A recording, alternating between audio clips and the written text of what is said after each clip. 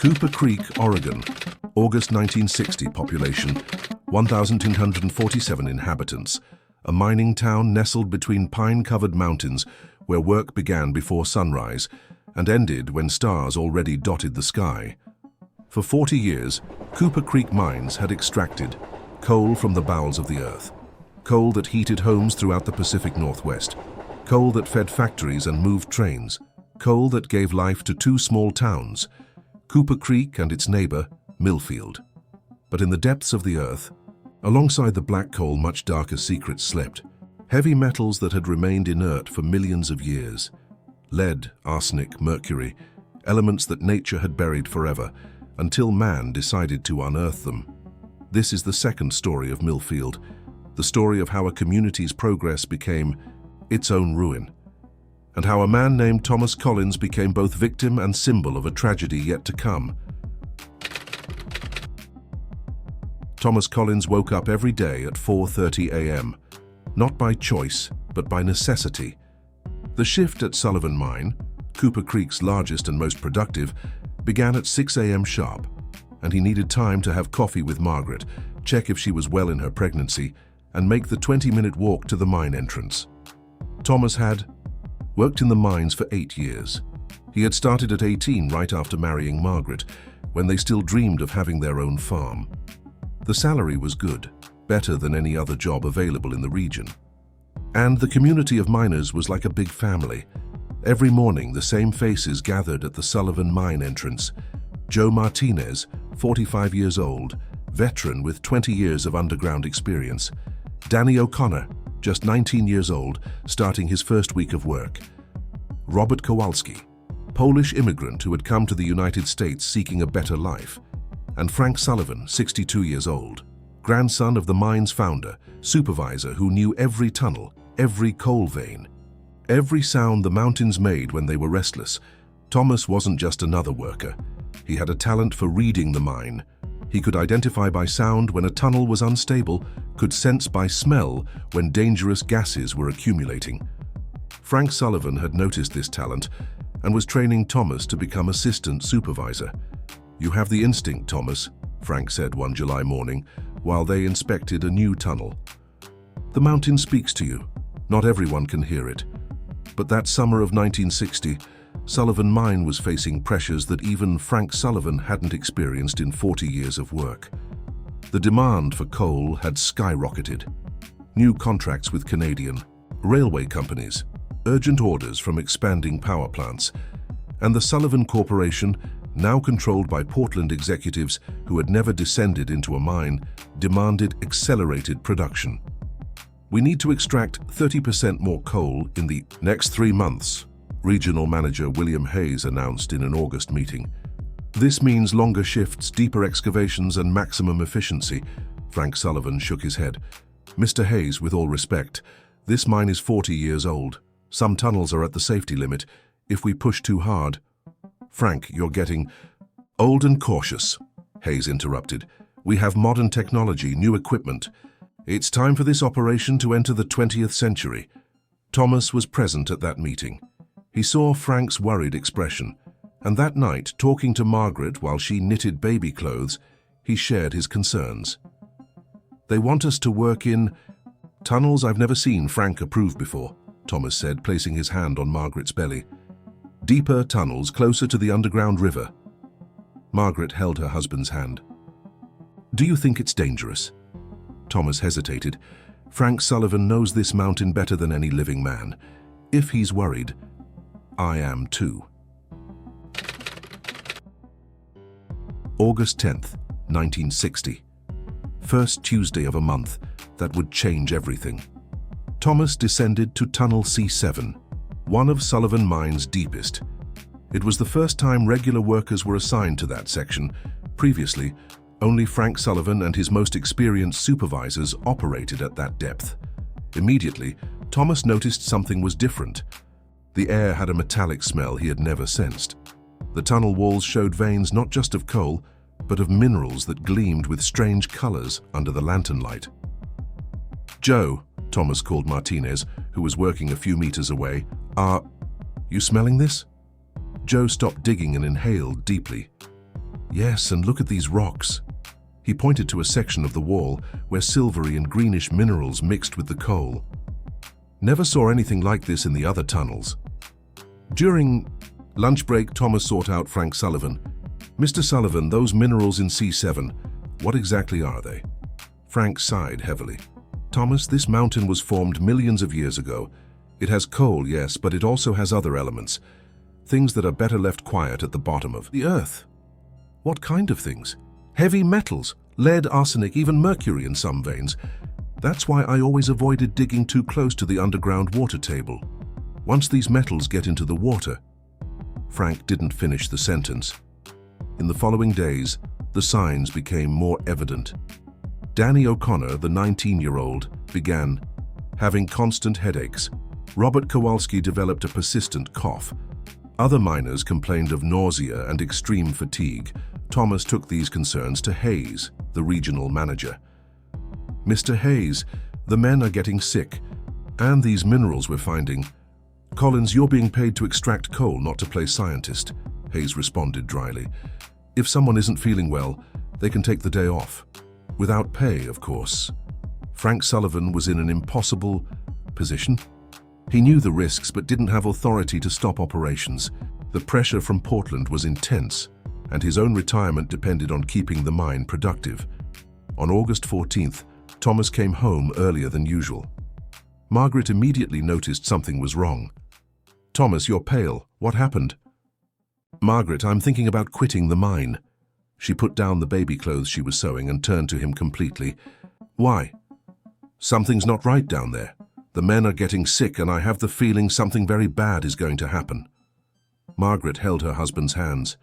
"If you think we should get out of there, then let's get out. We'll find another way to support our family." Thomas embraced her.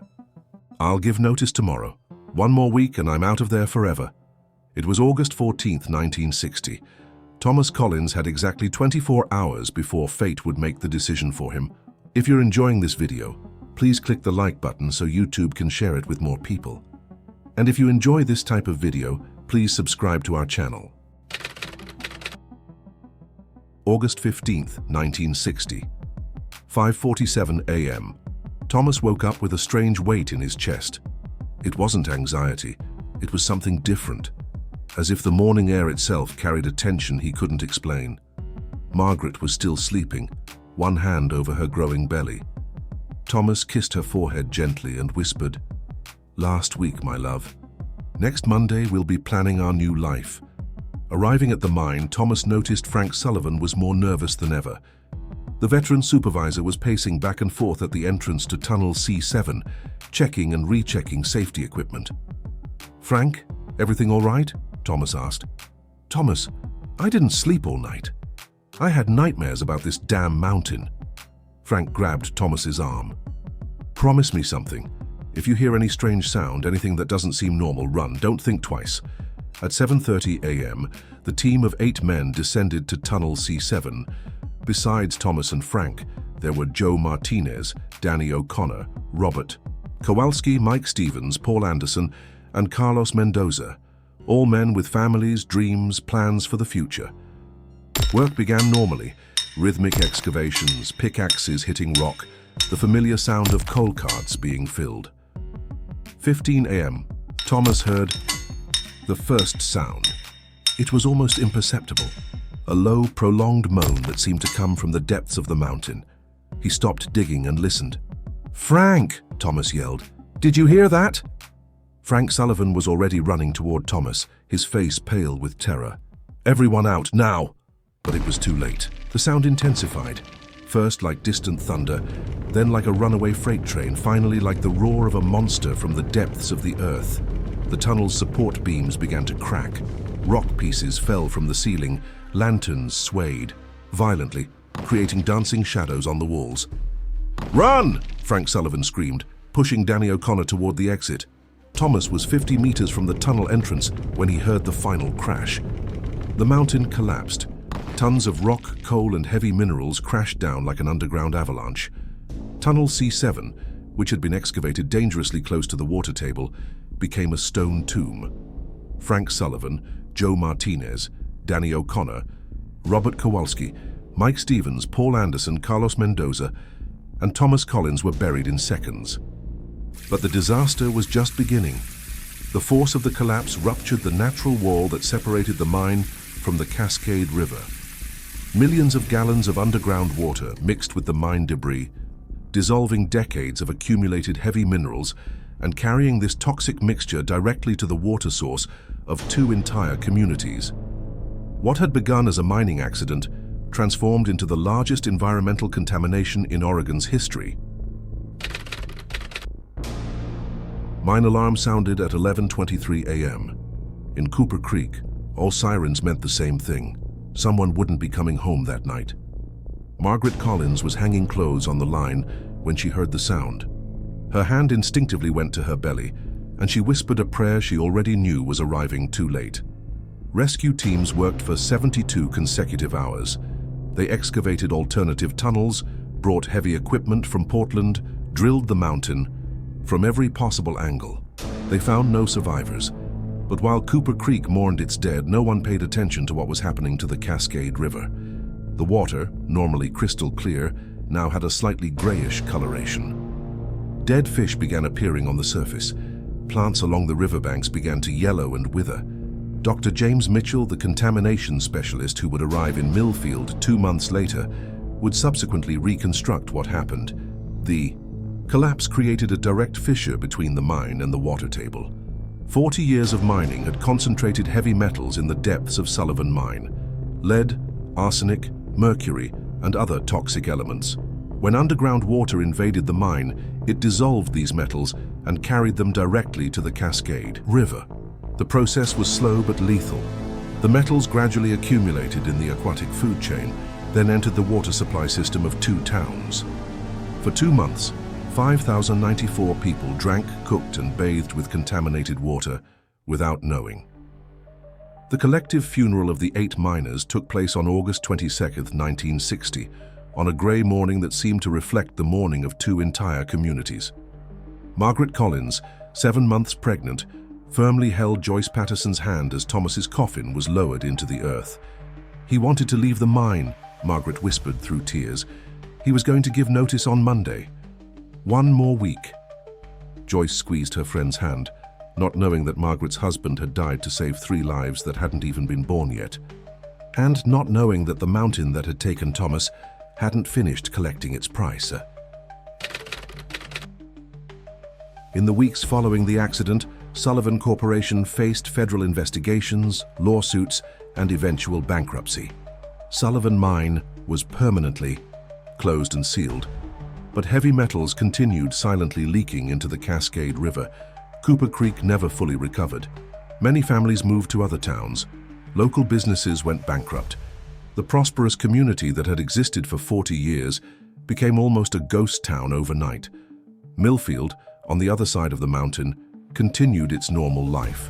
People drank the river water, watered their gardens, filled their babies' bathtubs. There was no reason to suspect anything, but nature has a cruel way of collecting its debts. The heavy metals released by the August 15th accident wouldn't cause immediate symptoms. They would slowly accumulate in people's bodies, waiting for the right moment to manifest. And for Margaret Collins, who had drunk contaminated water during the last 2 months of her pregnancy, that moment would arrive exactly on the day her children were born. The Cooper Creek mining accident wasn't just an isolated tragedy. It was the first domino in a sequence of events that would separate a family, change the destiny of 3 children, and test the strength of bonds that neither death nor time could break. Thomas Collins died believing he was protecting his family by leaving the mine. He never knew that his sacrifice would save not only Margaret, but also the 3 children she carried. Destiny sometimes writes stories that not even the protagonists themselves can see completely. August 15, 1960, the day Thomas Collins became hero and victim simultaneously. The day a mountain revealed its darkest secrets. The day destiny began, weaving a plot that would connect tragedy and hope in ways no one could predict. Sullivan Mine remains sealed to this day. A bronze plaque at the entrance lists the names of the 8 men who lost their lives: Frank Sullivan, Joe Martinez, Danny O'Connor, Robert Kowalski, Mike Stevens, Paul Anderson, Carlos Mendoza, and Thomas Collins. But this story is not just about death. It's about how a moment of tragedy can plant seeds of something greater. It's about how a father's love can echo through time, even when he's no longer present to see it flourish. Sacrifice has many faces. Sometimes it's conscious. Sometimes it's the result of circumstances beyond our control. But always, it leaves marks that time cannot erase. This was the second story of Millfield, the story of Thomas Collins, miner, husband, father, and a man who never knew the true extent of his courage. If you like this video, subscribe to the channel and share our video to help us spread our stories.